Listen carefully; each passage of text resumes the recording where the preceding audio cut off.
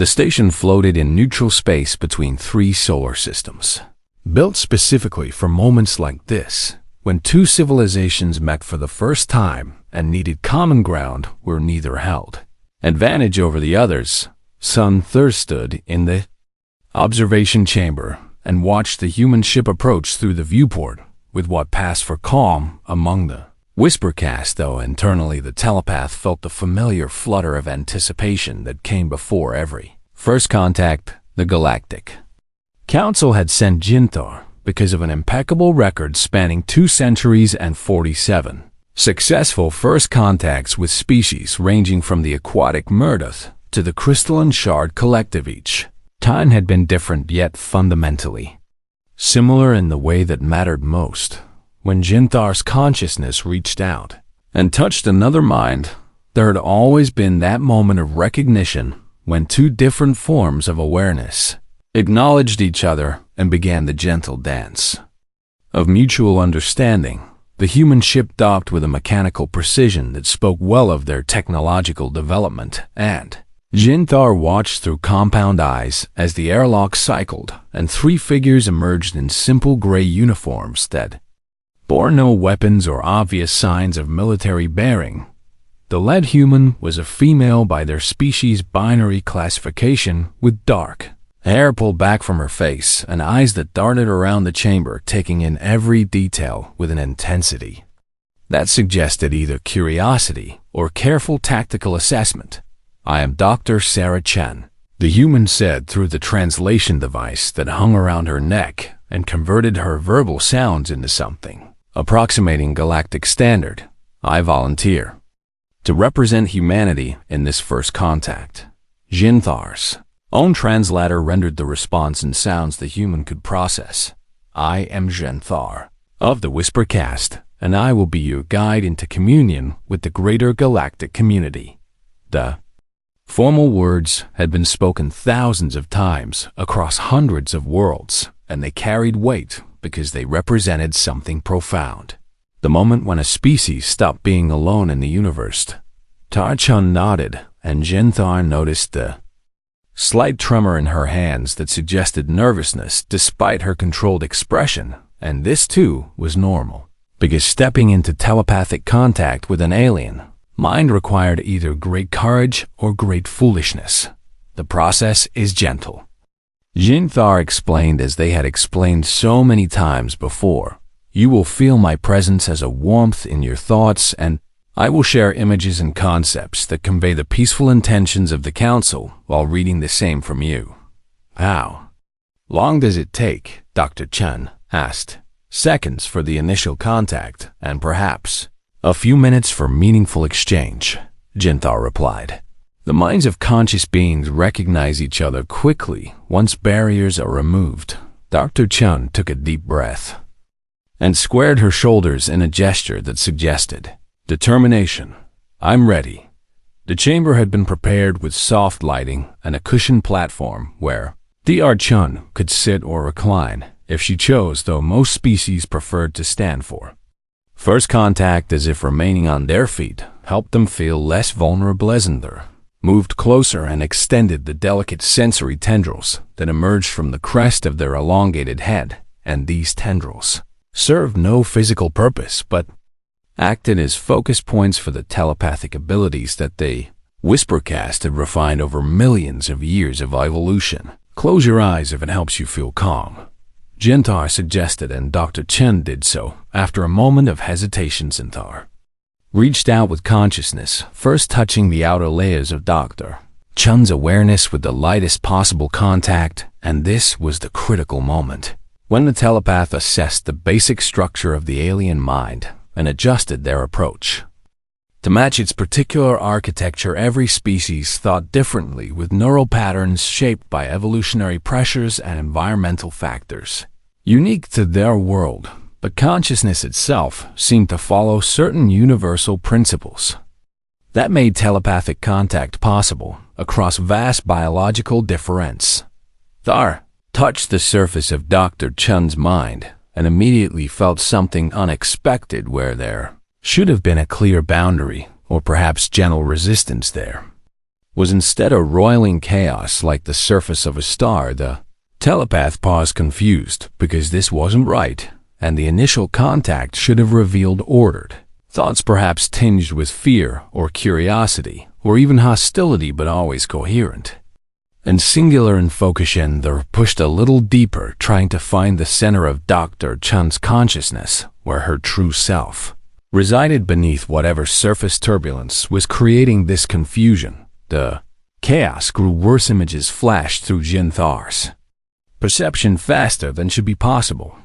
Dr. Chun thinking about the contact while simultaneously remembering something about a meeting, while also hearing music that wasn't present, while also feeling the texture of her clothing, while also composing words for report, while also experiencing a sudden memory of childhood, while also wondering if she'd locked her quarters, while also feeling self-conscious about being examined, while also planning her next meal, while also reviewing equations, while also Jinthar tried to retreat, but the sheer volume of simultaneous thought streams had already begun overwhelming the careful mental structures that protected a telepath's own consciousness from being lost in another's awareness. There was no single mind here. There were hundreds, maybe thousands of voices, all speaking at once in a cascading waterfall of consciousness that never stopped, never paused, never gave the blessed silence that should exist between one thought and the next beneath the surface chaos. Jinthar sensed something even more terrifying. An ocean of subconscious processing where fears and memories and desires churned in dark currents that occasionally broke through to the surface, adding even more noise to the impossible din. How could anything think like this? How could any being function with this screaming cacophony as their normal state of existence? Jinthar's own mind began to fracture under the assault, trying to process information coming from too many sources at once, and the carefully maintained singular focus of consciousness that every civilized telepathic species took for granted started to split into competing streams. The telepath's physical form began to convulse as neural feedback created sympathetic responses in the body, and somewhere distant Jinthar heard their own voice making sounds that shouldn't be possible. Archine's eyes snapped open as she lunged forward to catch Jinthar as the telepath's legs gave out, but it was too late. The last thing Jinthar experienced before consciousness fled into merciful darkness was a terrible realization. The human hadn't been trying to hurt them. This was just what human minds were like all the time, every moment of their existence. Scream that tore through the telepathic spectrum reached every sensitive mind within a light year, and then Jinthar collapsed into Dr. Chun's arms and knew nothing more. Quarantine chamber was comfortable by human standards, but Dr. Sarah Chun understood that comfort was not the point of her isolation, and the point was containment until the Galactic Council could determine whether humanity represented a threat to every telepathic species in known space. 4 days had passed since Jinthar collapsed, and the telepath remained in what the medical staff called a protective coma, though Chum had seen the fear in their eyes when they thought she wasn't looking. She sat on the edge of the bed and stared at her own hands, as if they might reveal some hidden weapon she hadn't known she possessed. The door chimed, and Ambassador Krelvin entered, flanked by 2 security officers who kept their distance and kept their hands near devices that might be weapons or restraints, or both. Dr. Chun, the ambassador said, and his voice carried the careful neutrality of a diplomat walking through a minefield. I need to ask you some questions about what happened during the contact. I've already answered every question you've asked, Chun replied, and she heard the frustration in her own voice. I didn't do anything, and I didn't try to hurt anyone, and I was thinking peaceful thoughts just like you told me to. Yes, and your biosigns during the contact showed no aggression or deception, Krelvin acknowledged. Yet Jinthar experienced something so traumatic that their mind has retreated into itself for protection. Chun stood and paced the small chamber and felt the weight of representing her entire species pressing down on her shoulders. What does Jinther say happened? Nothing coherent, Krelvin admitted. They occasionally speak in their sleep, and the words translate as things like too many, and never stops, and how do they live, but we don't know what these fragments mean. So you're keeping me locked up because you don't understand what happened. We're keeping you in protective isolation because we don't know if you're dangerous. Krelvin corrected, and his tone was gentle but firm. Telepathic contact is the foundation of the Galactic Council, and it has worked successfully with every species we've encountered for the past 10,000 years. Until us, Chen said quietly. Until you, Krelvin agreed. And now we must determine why. The interviews continued over the following days, and Chen answered the same questions in different forms, while xenopsychologists and telepathic researchers observed from behind shielded barriers. They asked about her thoughts during contact, and she described thinking about her family and about Earth and about hope for peaceful relations. They asked about her mental state, and she explained that she was nervous, but not hostile. They asked about human psychology, and she tried to explain concepts like anxiety and multitasking and the constant internal dialogue that most humans experienced. The researchers took notes and conferred in low voices and looked at her like she was a puzzle they couldn't solve. On the seventh day, a new visitor arrived, and this one was younger than the others, with iridescent scales and eyes that held more curiosity than fear. I am Kixrel, the visitor said. I study comparative cognition across species. Another interview, Chun sighed. Actually, I'm here to propose a theory, Kixrel said, and settled onto a chair designed for non-human physiology. What if you're not weaponized at all? Chun blinked. Excuse me.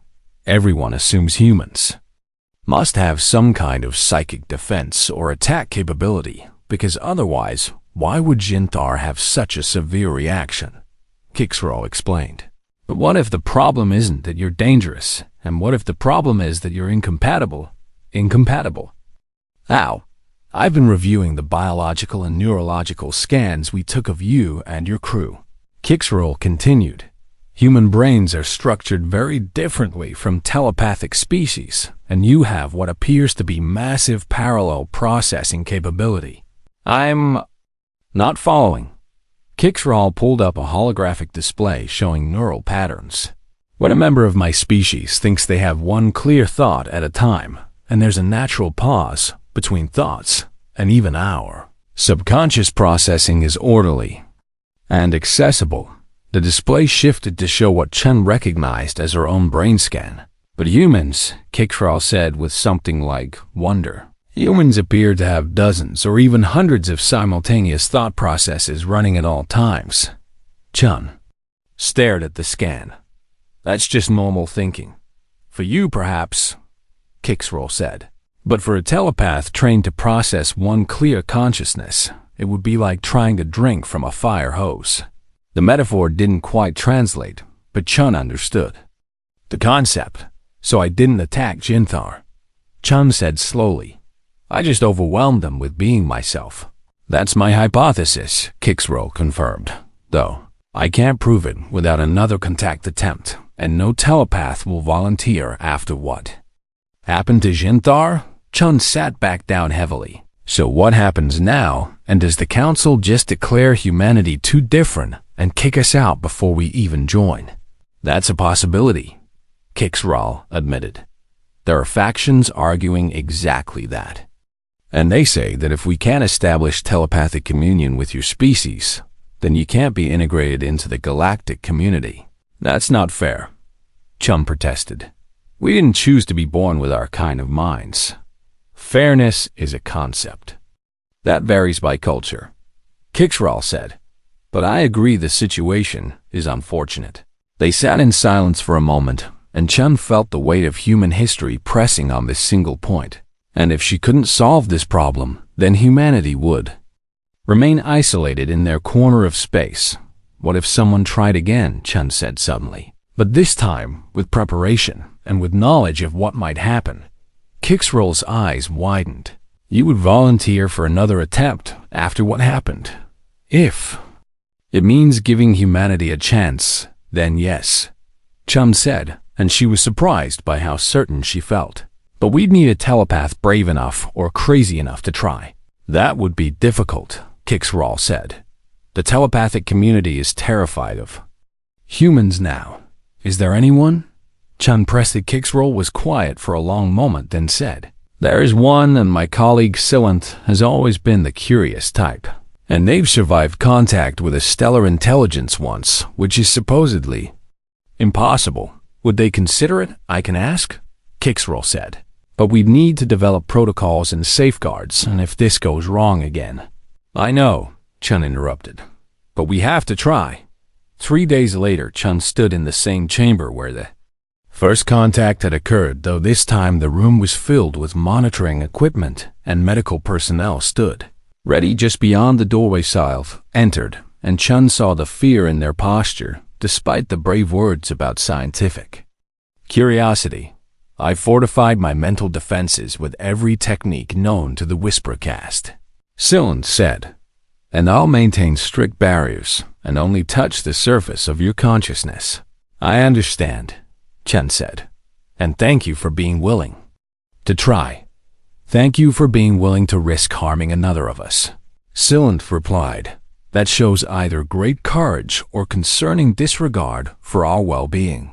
Courage, I hope, Chun said with a weak smile. We shall see, Silenth said and extended their sensory tendrils. This time, I want you to think of one simple memory and something peaceful and concrete. Chun nodded and closed her eyes and brought to mind a memory of her childhood, Dog Biscuit, and she focused on that single happy image. With all her concentration, Chun made contact, and Chun felt the familiar warmth in her thoughts. Then, Silenth gasped and pulled back and staggered, but remained standing.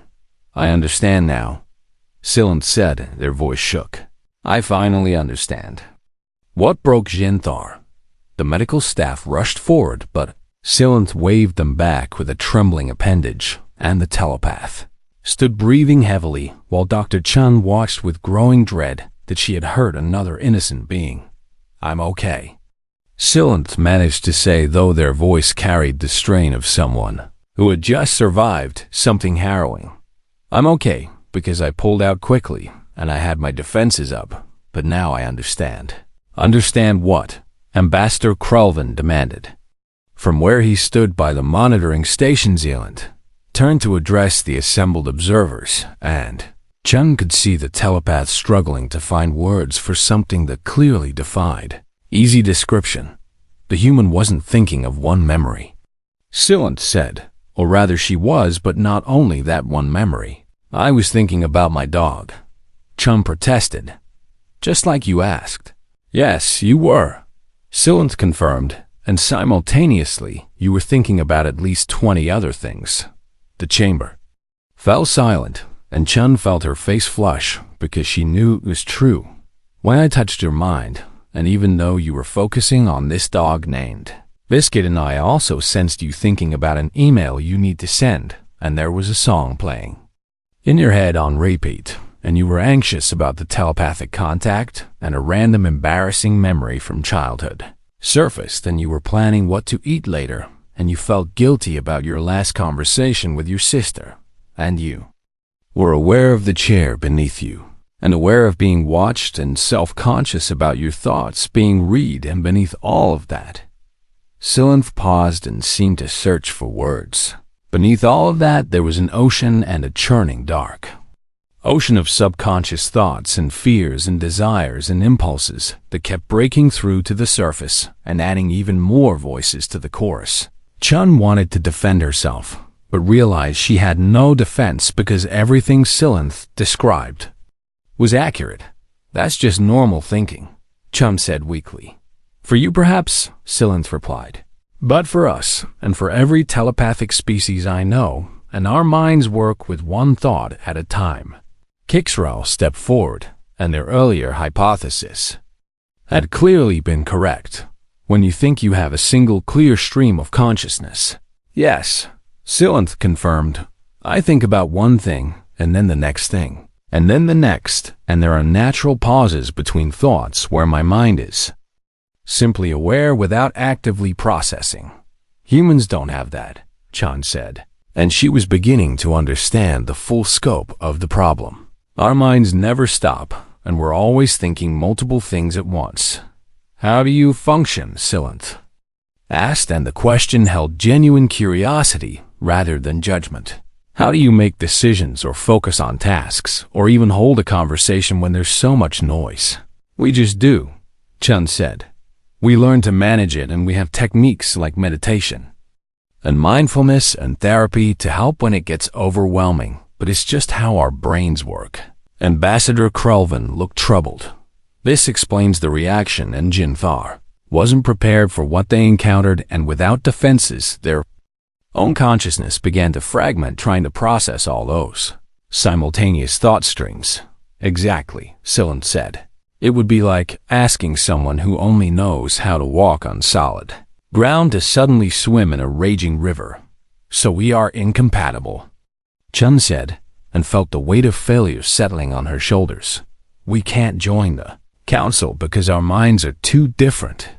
The room filled with uncomfortable silence, and Chun saw the council members exchange glances that suggested they were reaching the same conclusion. Shirl spoke up. Not necessarily incompatible and merely different, and there might be a way to bridge the gap. How? Chun asked, and she tried to keep hope from her voice because hope felt dangerous right now. What? If humans could learn to create a simpler mental space for telepathic contact, Kixroll suggested, like a quiet room inside your mind where a telepath could enter safely. Silanth considered this a constructed consciousness designed specifically for communion. Is that even possible? Krelvin asked. I don't know, Chun admitted, but I'm willing to try. Over the following weeks, Chun worked with Silanth and Kixroll to develop techniques that might allow her to create what they began calling a sanctuary mind. The challenge was enormous because Chun had to maintain awareness of her normal chaotic consciousness while simultaneously constructing and maintaining a separate, simplified mental space. Think of it like a room, Silanth instructed. During one session, you're standing in a room, and in that room there is only one simple thought. Chun closed her eyes and tried to visualize it, but immediately her mind flooded with additional thoughts about the visualization and about whether she was doing it right, and about what would happen if she failed. The other thoughts are still there, she reported. I can't make them stop. You don't need to stop them, Kixroll said. You just need to build walls around your sanctuary so the noise stays outside. It was like trying to hold water in her hands, but Chun persisted because the alternative was abandoning humanity's chance at joining the galactic community. She practiced meditation techniques from various human traditions and found that some helped more than others.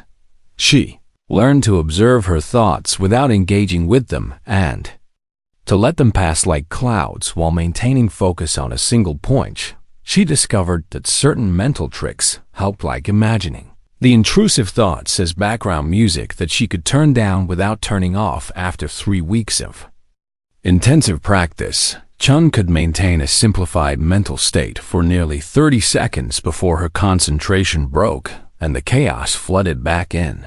It's not enough, she said in frustration after another failed attempt. How can 30 seconds be enough for meaningful contact? It's more than we had before, Silanth pointed out, and 30 seconds is longer than the initial contact with most species. But I can feel my mind fighting against this unnatural state, Chun said. It's exhausting. And like holding my breath underwater. Perhaps that's an apt metaphor, Kixroll suggested. Humans can hold their breath for minutes with training, and this is similar mental training.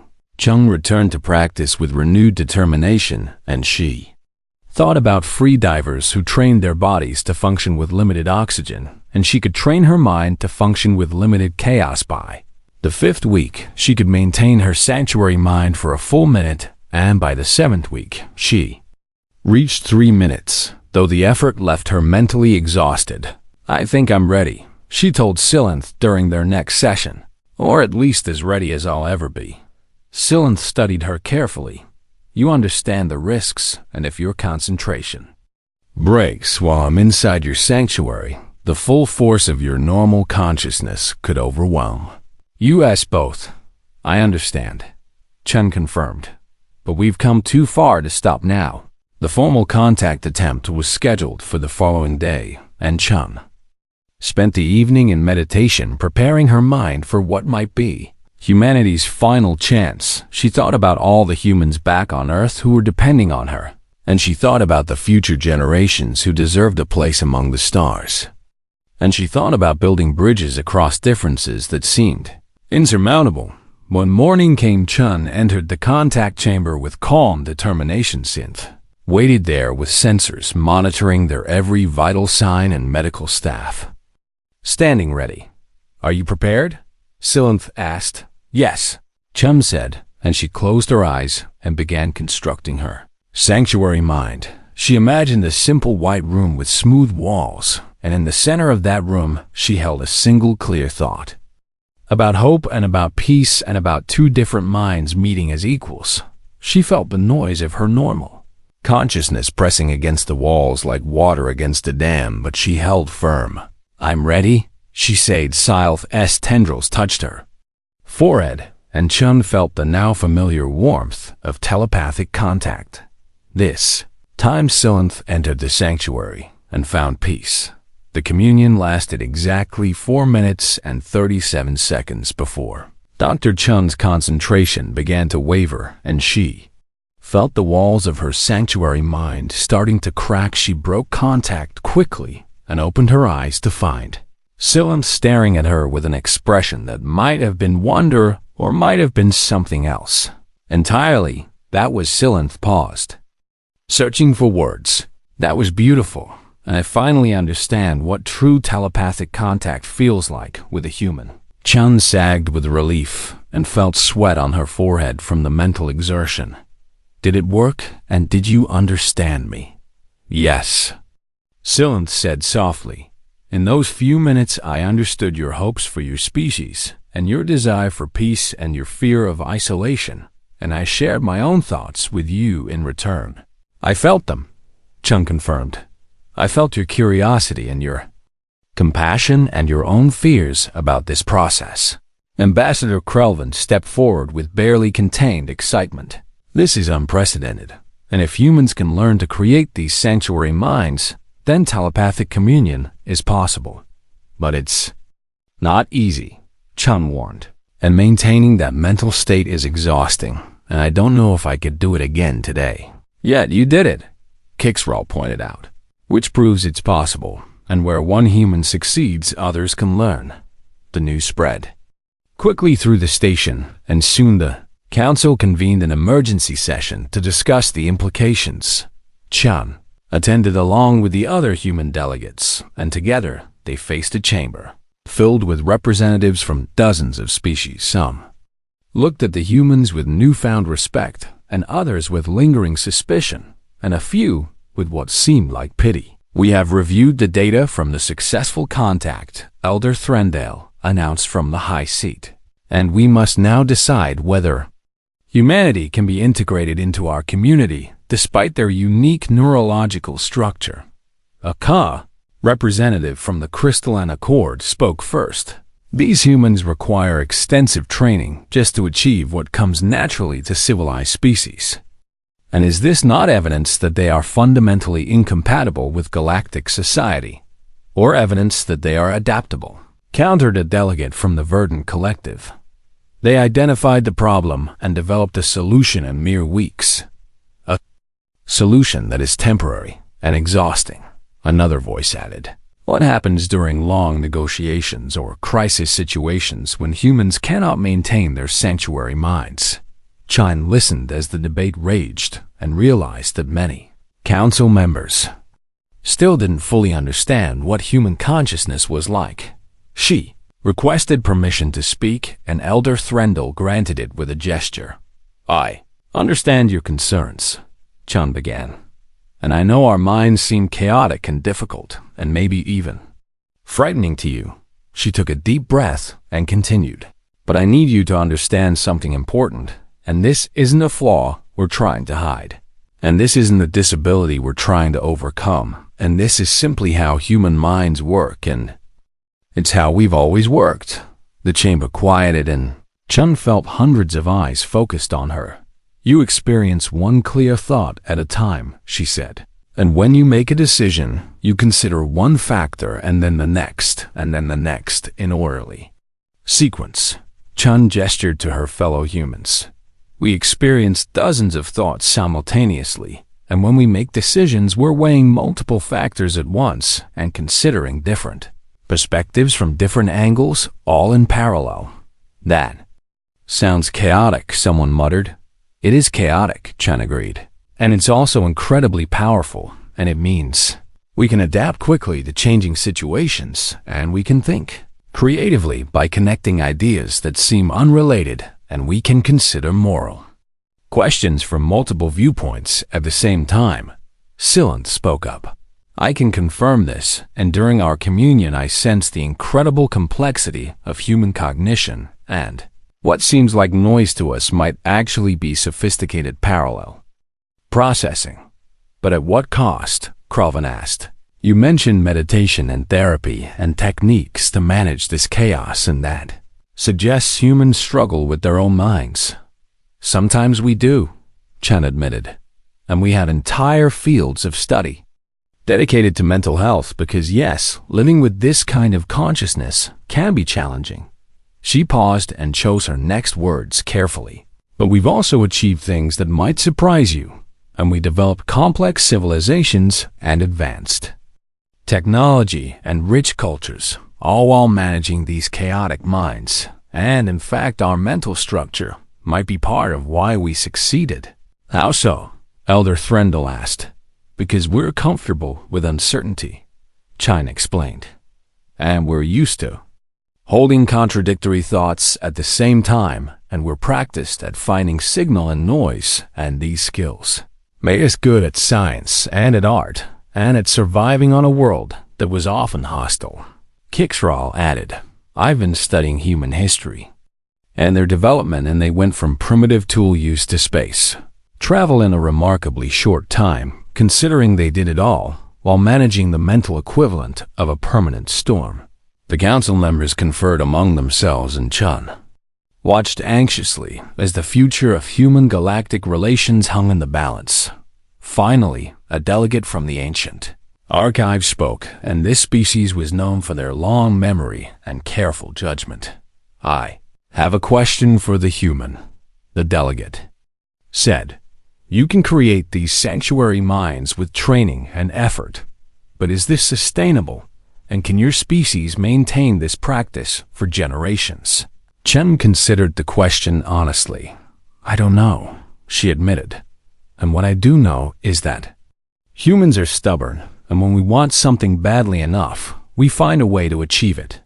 That is not a reassuring answer, the delegate replied. No, but it's an honest one, Chen said, and I won't promise you that integration will be easy, because it won't be.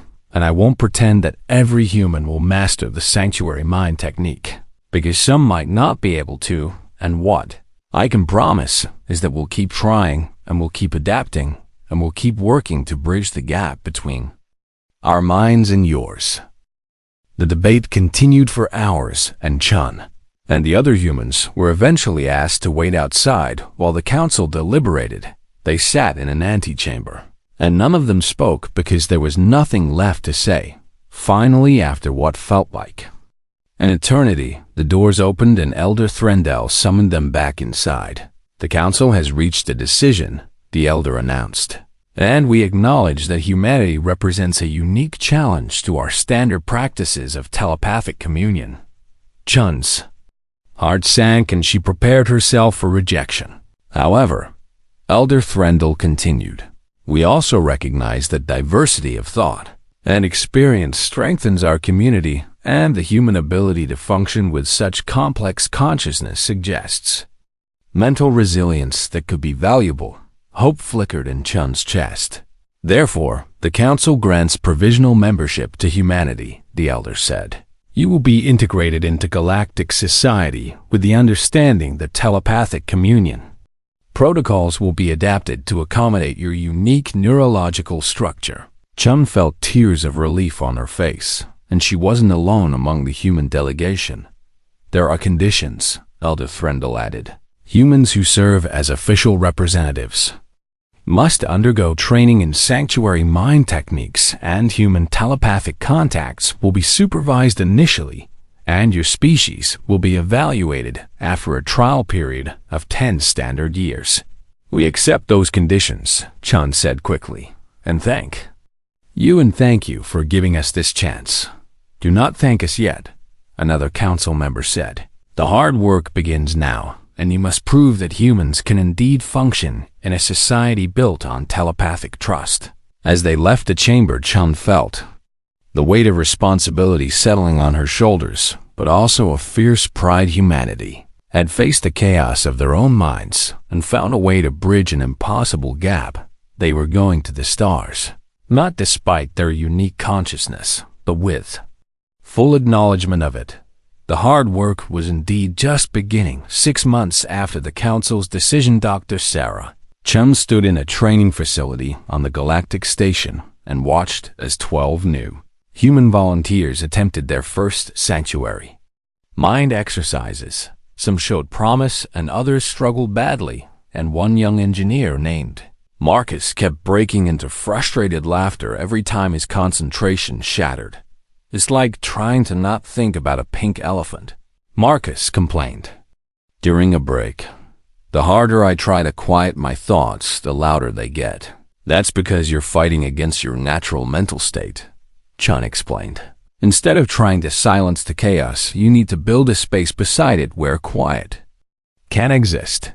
She had given this explanation dozens of times now, and each student needed to discover their own path to creating a sanctuary.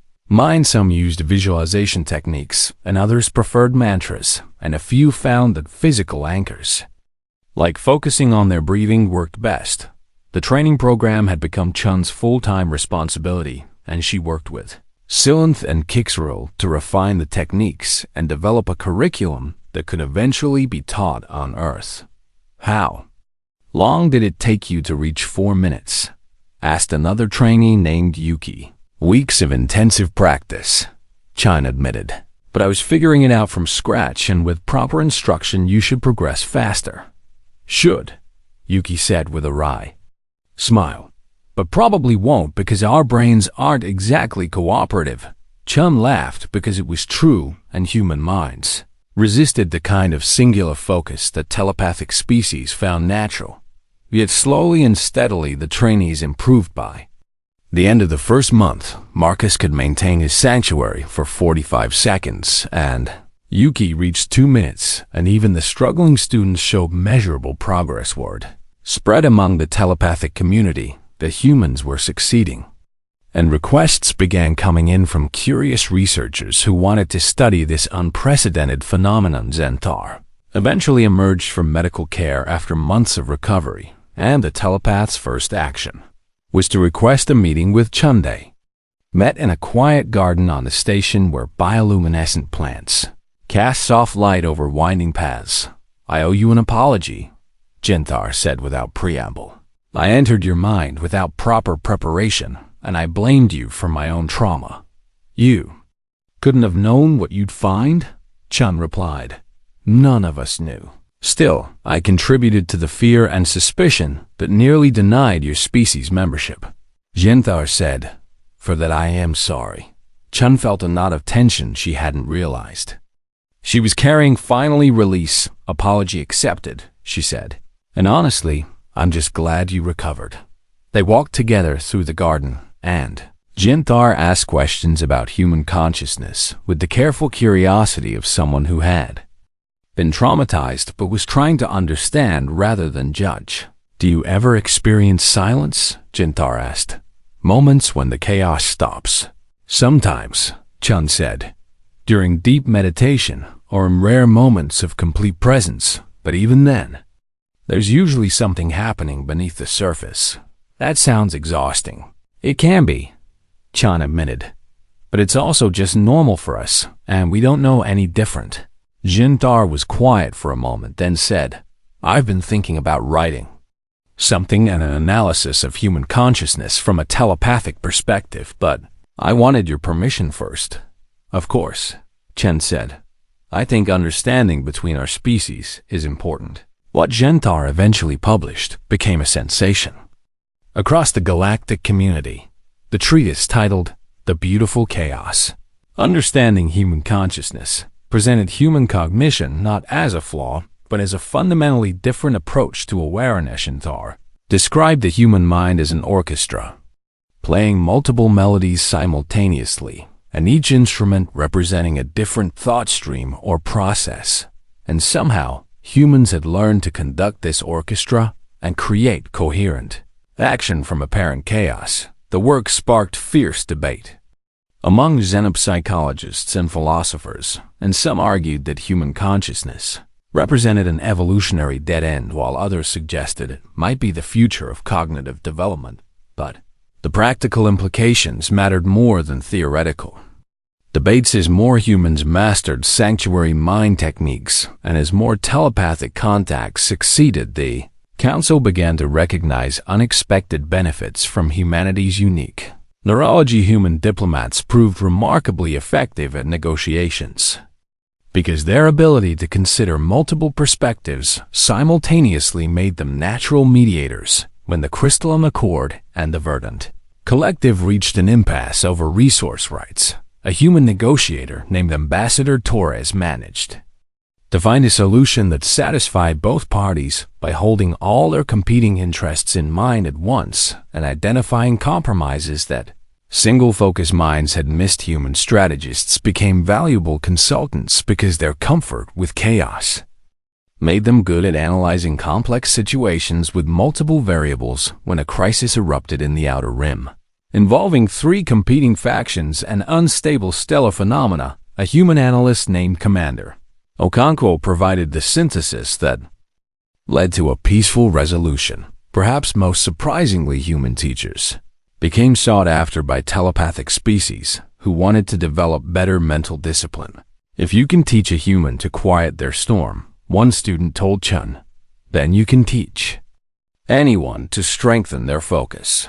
The training methods humans developed for creating sanctuary minds turned out to have applications for telepathic species seeking to improve their own mental control. Meditation techniques adapted from human traditions help telepaths maintain concentration during difficult contacts, and visualization exercises borrowed from human psychology helped them build stronger mental boundaries too. Years after humanity's acceptance into the Council, Chun received an invitation to speak at the Grand Assembly. She stood before representatives from hundreds of worlds and looked out at the diverse forms of sentient life that made up the galactic community. When my species first encountered yours, Chun began, we were terrified and excited and desperate to prove ourselves worthy of joining you among the stars. We knew we were different, but we didn't understand how different until Jintar touched my mind and discovered the chaos that humans live with every moment of every day. She paused and let her words settle. We could have hidden that difference or tried to deny it or given up when we learned how difficult integration would be. Instead, we chose to acknowledge our unique consciousness and find a way to bridge the gap between human chaos and telepathic clarity. In doing so, we learned something important. And what we thought was a weakness actually contains strengths, and our ability to function in mental noise makes us adaptable, and our parallel processing makes us creative, and our comfort with uncertainty makes us resilient.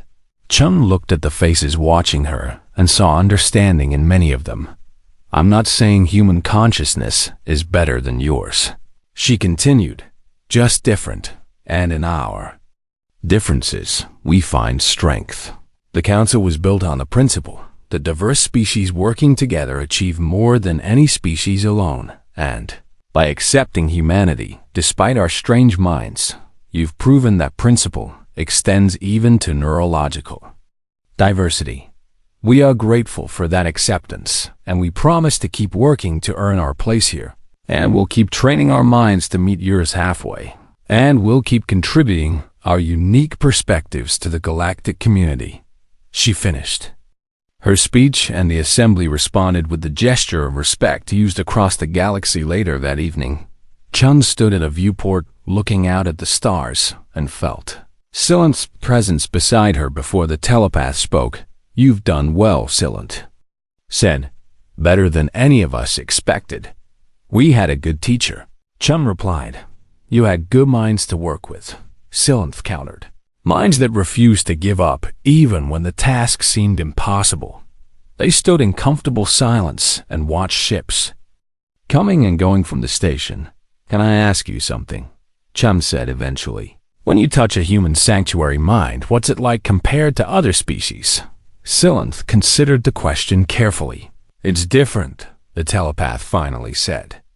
"With most species, telepathic contact feels like stepping into a calm pool where everything is clear and ordered. But with humans, even in the sanctuary, there's an awareness of the storm just beyond the walls." "Does that bother you?" "No," Silent said, with what might have been a smile. "It reminds me that the peace you create is intentional and chosen and maintained through effort. And there's something profound about that. In a way, humans practice a form of meditation every time they engage in telepathic contact, and you consciously create the quiet that others take for granted." Chun hadn't thought about it that way, but realized Silent was right. Maybe that's the real human strength. Chun said, "Not that we have chaotic minds, but that we've learned to function despite them or even because of them." "Perhaps," Silent agreed, "and perhaps the galaxy needs that kind of strength." Somewhere on Earth, the next generation of human telepathic trainees was preparing for their journey to the stars. They would face the same challenges Chun had faced and learned to build sanctuary minds within their chaotic consciousness and carry forward humanity's integration into the galactic community. The work would never be easy, but then again, nothing worth doing ever was. Jin thought about Marcus and Yuki and all the other trainees who had struggled and succeeded. And she thought about Jintar's recovery and the treatise that was changing how the galaxy viewed human minds. She thought about Ambassador Torres and Commander Okonkwo and all the humans proving that their unique neurology was an asset rather than a liability. Most of all, she thought about the future where human children would grow up knowing they had a place among the stars, not despite their beautiful chaotic minds, but because of them. The galaxy had accepted humanity's chaos, and in return, humanity had shown the galaxy that there were many paths to consciousness and many ways to think and many forms of strength. It was enough. It was more than enough. It was just the beginning.